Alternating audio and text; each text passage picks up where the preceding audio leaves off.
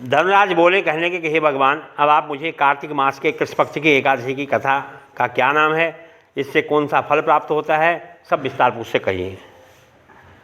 भगवान बोले कि हे राजेश्वर, कार्तिक मास के कृष्ण पक्ष की एकादशी का नाम रमा है। इसके व्रत से सारे पाप जो है नष्ट हो जाते हैं। इसकी कथा इस प्रकार है। प्राचीन काल में मुचकुंद नाम का एक राजा राज्य करता था। उसके इंद्र, वरुण, कुबेर, विभीषण आदि सारे मित्र थे। वह बड़ा सत्यवादी था, विष्णु का भक्त था। उसका राज्य बिल्कुल अकंटक था। उसके चंद्रभागा नाम की एक सुंदर लड़की उत्पन्न हुई। उसका विवाह राजा चंद्रसेन के पुत्र शोभन के साथ कर दिया गया। एक समय जब अपनी वह ससुराल में था तो एकादशी आ गई। तो वो सोचने लगी कि एकादशी समीप आ गई है, परंतु मेरा पति अत्यंत कमजोर है, इसीलिए यह व्रत तो कर नहीं सकते, परंतु मेरे पिताजी की आज्ञा बड़ी कठिन है। जब दसवीं आई तो राजा ने राज्य में ढिंढोरा पिटवा दिया। शोभन अपनी पत्नी के पास गया, पूछा, कहने के हे प्रिय, मुझे कुछ उपाय बतलाओ, क्योंकि यदि मैं व्रत करूंगा तो मैं अवश्य मर जाऊंगा। इस पर चंद्रभागा बोली कि हे प्राणनाथ, मेरे पिता के राज्य में एकादशी के दिन कोई भी भोजन ग्रहण नहीं करता। यहाँ तक कि हाथी, घोड़ा, ऊंट आदि जो है तृण, अन्न, जल आदि कुछ ग्रहण नहीं करते। फिर यहाँ पुरुष कैसे भोजन कर सकता है? यदि आप भोजन करना चाहते हैं तो कहीं सीमा से दूर चले जाइए, क्योंकि यदि आप यहाँ पर रहेंगे तो आपको व्रत अवश्य करना पड़ेगा। इस पर शोभन बोला कि हे प्रिय, आपका कहना बिल्कुल सत्य है, ठीक है, मैं अवश्य इस व्रत को करूँगा। मेरे भाग्य में जो लिखा होगा वह होकर रहेगा। ऐसा विचार करके उसने एकादशी का व्रत किया तो भूख प्यास से अत्यंत पीड़ित होने लगा। अब सूर्य भगवान भी अस्त हो गए। जागरण के लिए रात्रि हुई। वह रात शोभन को दुख देने वाली थी। दूसरे दिन प्रातःकाल से पहले ही वह इस संसार से चल बसा।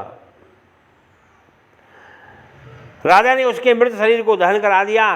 चंद्रभागा अपने पिता की आज्ञा अनुसार अग्नि में दहन हुई और पिता के घर में रहना उसने उत्तम समझा।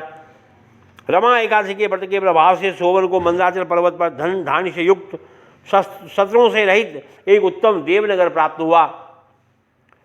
उसकी अटारी में रत्न और स्वर्ण के खंभे लगे हुए थे। उस स्थान पर अनेक स्फटिक के खंभे शोभायमान हो रहे थे।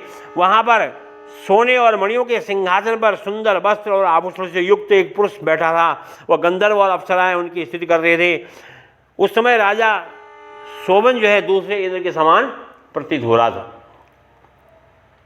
एक समय मुचकुंद नगर में रहने वाला एक सोम शर्मा नाम का ब्राह्मण तीर्थ यात्रा के लिए निकला तो घूमते घूमते देखा उस ब्राह्मण ने उसको अपने राज्य का जमाई जान करके उसके निकट गया।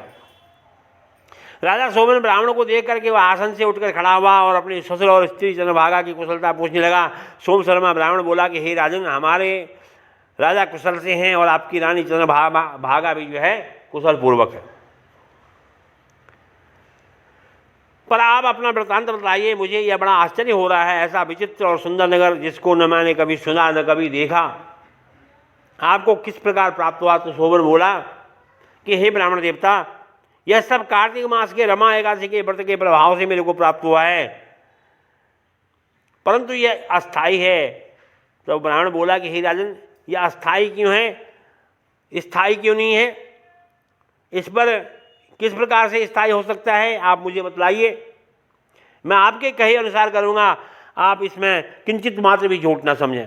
शोभन बोला कि हे ब्राह्मण देवता, मैंने श्रद्धापूर्वक व्रत किया था, उसके प्रभाव से मुझे यह नगर प्राप्त हुआ और इसलिए यह अस्थाई मानता हूँ। यदि तुम इस वृत्तांत को राजा मुचकुंद की पुत्री चंद्रभागा से कहोगे तो इसको स्थायी कर सकती है। ब्राह्मण ने वहाँ से आकर चंद्रभागा को समस्त वृत्तांत बतलाया। तो इस पर राजकन्या चंद्रभागा बोली कि हे ब्राह्मण देवता, क्या आप यह सब वृत्तांत प्रत्यक्ष देख के आए हैं या अपने स्वप्न की बातें कर रहे हैं? इस पर ब्राह्मण बोला कि पुत्री, मैंने तेरे पति शोभन को और उसके नगर को प्रत्यक्ष रूप से देखा है, परंतु वह जो है नगर अस्थिर है। तो ऐसा कोई उपाय कर जिससे वह नगर स्थिर हो जाए।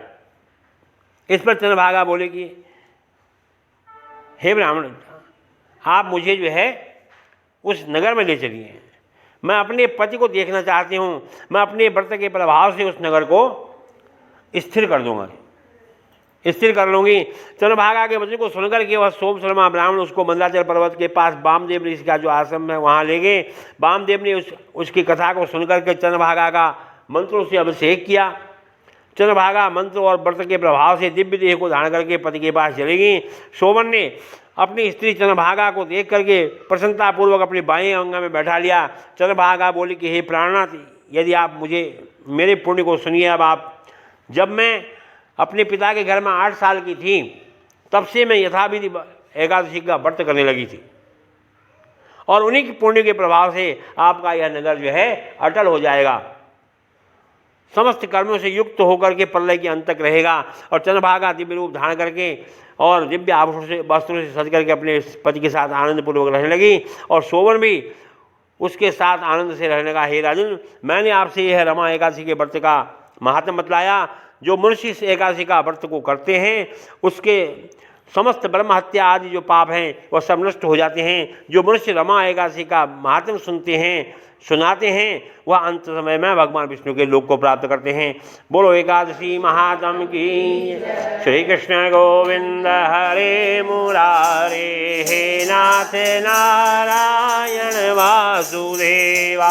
श्री कृष्ण गोविंद हरे मुरारे, हे नाथ नारायण वासुदेवा।